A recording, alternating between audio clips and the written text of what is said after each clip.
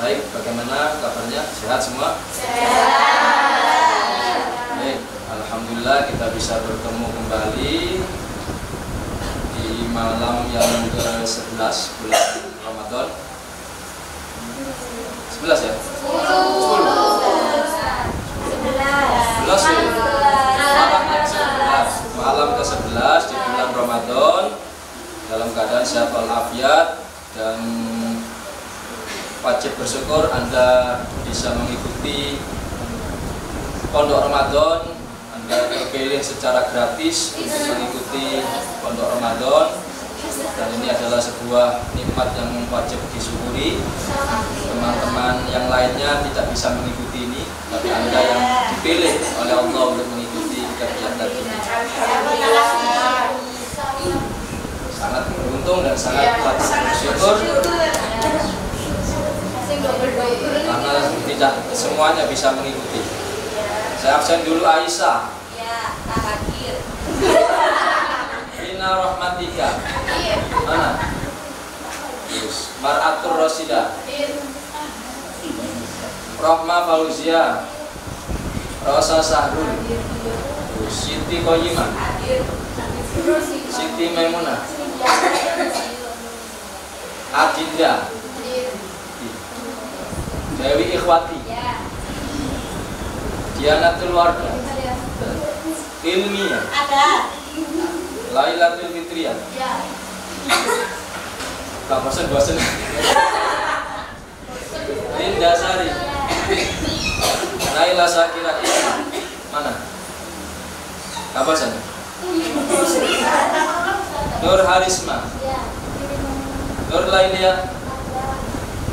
Safira Nadia. Izin tadi orang tuanya ya. Sela Irfania. Siska Tri Mulyani. Syarifatun Nisa. Binti Wijayanti. Widiawati. Dela Octavia. Yang belum dipanggil ada?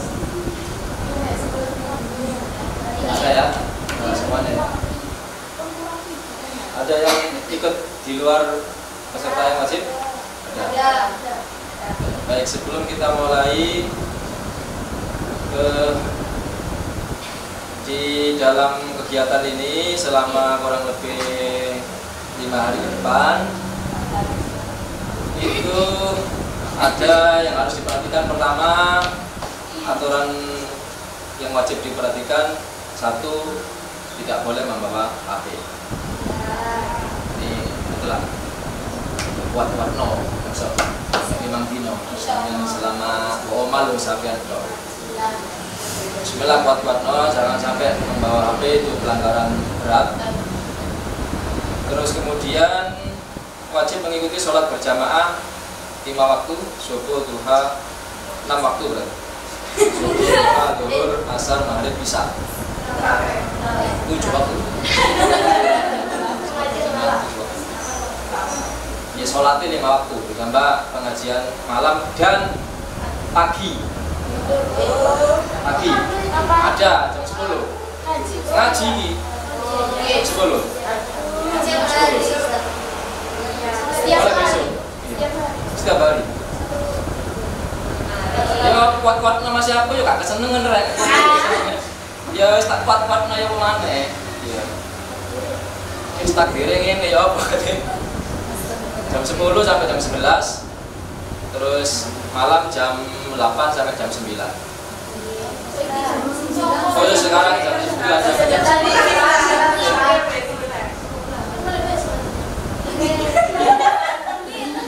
Sebelum lanjut, kita pilih ketua rombongan. Rombongan dulu. Ketua A siapa? Ketuanya. Saya kasih pilihan antara ini final apa nih?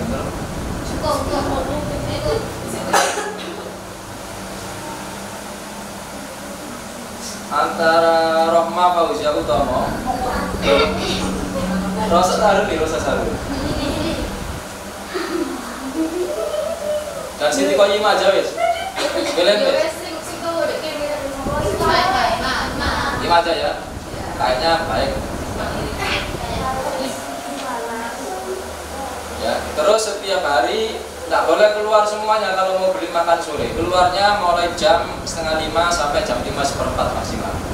Tidak boleh maghrib di jalan dan tidak boleh terlalu pagi, terlalu awal.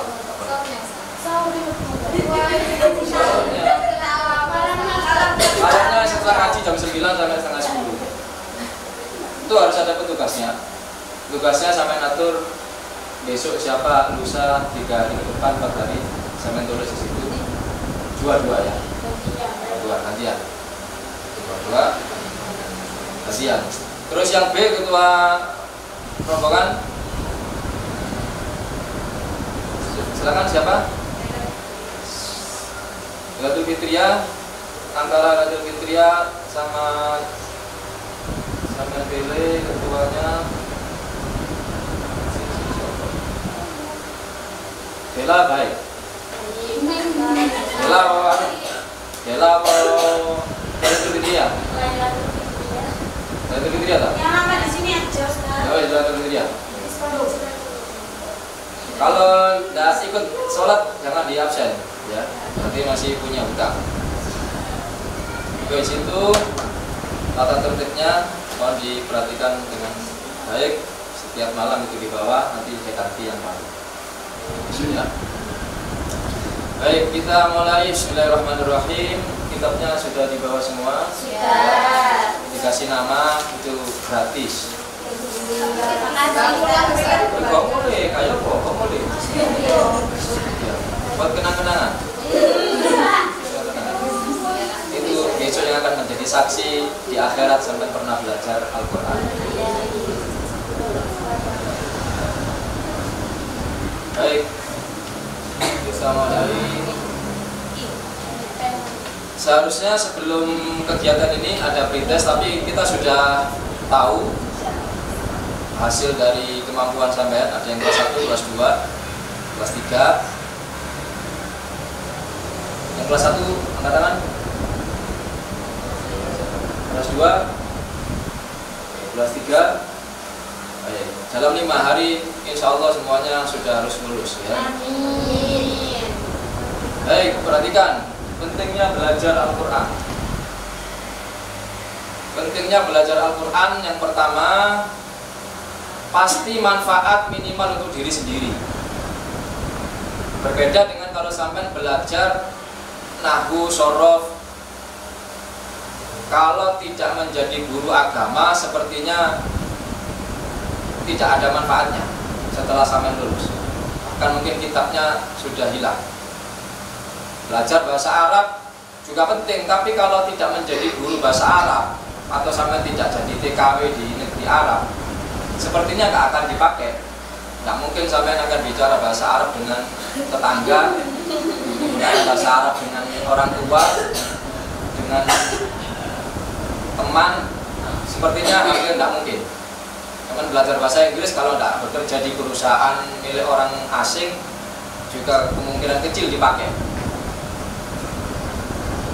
Ya tetap mungkin saja ada manfaatnya, tapi kecil. Tetapi kalau belajar Al-Quran, maka pasti ada manfaatnya minimal untuk diri sendiri. Setiap hari pasti baca Al-Quran. Maka 1 lembar, 2 lembar. Jadi minimal untuk diri sendiri. Kalau yang lain, kecil kemungkinan. Belajar PKN yang saya ajarkan, bahkan mungkin bukunya sudah hilang. LKS-nya sudah hilang, tapi ya, alhamdulillah. Tahun depan mungkin sudah hilang. Tapi Al-Quran tidak akan pernah hilang dari rumah saya dan hampir selalu dibaca. Makanya sangat penting karena pasti ada manfaatnya minimal untuk diri sendiri.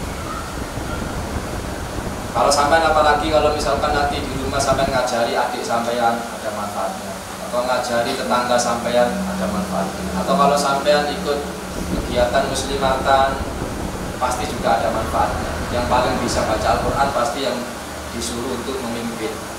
Kalau sampai disuruh ngimami juga akan ada manfaatnya baca Al-Quran.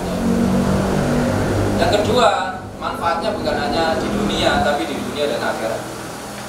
Kalau sampai belajar PPKN untuk kuburan nggak kira ditakoni nilai PPKN mu piro. mungkin sudah tidak ada manfaatnya ketika di kuburan, mungkin ya. Tapi Al-Quran pasti ada manfaatnya sampai nanti kuburan, sampai nang akhirat. Dan Al-Quran nanti akan memberikan syafaat bagi orang yang membacanya. Belajar selain Al-Quran yang mungkin ada kaitan dengan akhirat, mungkin tidak. Tapi di Al-Quran insya Allah pasti.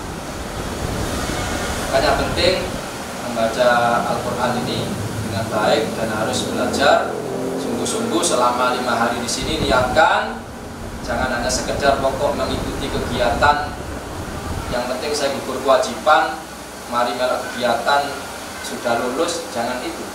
Tapi targetnya harus bisa membaca Al-Quran dengan baik. Mulai malam ini niatkan yang betul-betul, yang sungguh-sungguh. 5 hari yang akan datang atau 4 hari yang akan datang, sampai sudah bacaannya sudah berubah. Nah, tujuan pembelajaran kita selama 4 hari bagi yang sudah bagus, atau 5 hari bagi yang belum. Pertama, peserta mampu membaca Al-Quran dengan baik. Ada indikatornya. Ya, apa membaca Al-Quran dengan baik itu? Pertama, bacaannya lancar. Yang dimaksud bacaannya lancar itu panjang pendeknya tepat dan tidak terputus-putus. Bisa bijak. Perhatikan halaman 1. Kalau saya baca seperti ini termasuk lancar apa tidak? Wa rafa'na laka dzikrak. Tidak lancar. Kenapa? Karena panjang pendeknya ada yang salah. Kalau saya baca seperti ini, hatta zurtumul maqabir. Lancar apa tidak? Lancar karena terputus-putus. Yang kedua indikatornya, makhrajnya tepat. Ainnya, kha-nya, dot-nya, sifat qalqalahnya, qaf, ta. Makhrajnya tepat. Kalau saya baca seperti ini, apakah makhrajnya tepat? Perhatikan halaman 1.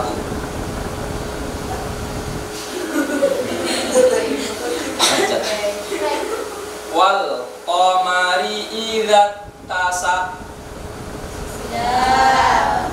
Mana makhrajnya yang tidak tepat? Qafnya tidak ada qalqalahnya, tidak memantul, sehingga makhrajnya tidak tepat. Yang ketiga indikatornya, tajwidnya sempurna, terutama ketika membaca nun sukun atau tanwin dan mim sukun. Perhatikan halaman 2.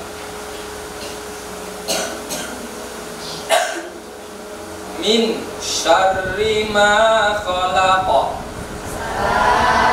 Tajwidnya tidak tepat. Kenapa? Karena nun sukunnya saya baca jelas, seharusnya di situ dibaca dengan sama. Min syarri ma khalaqa.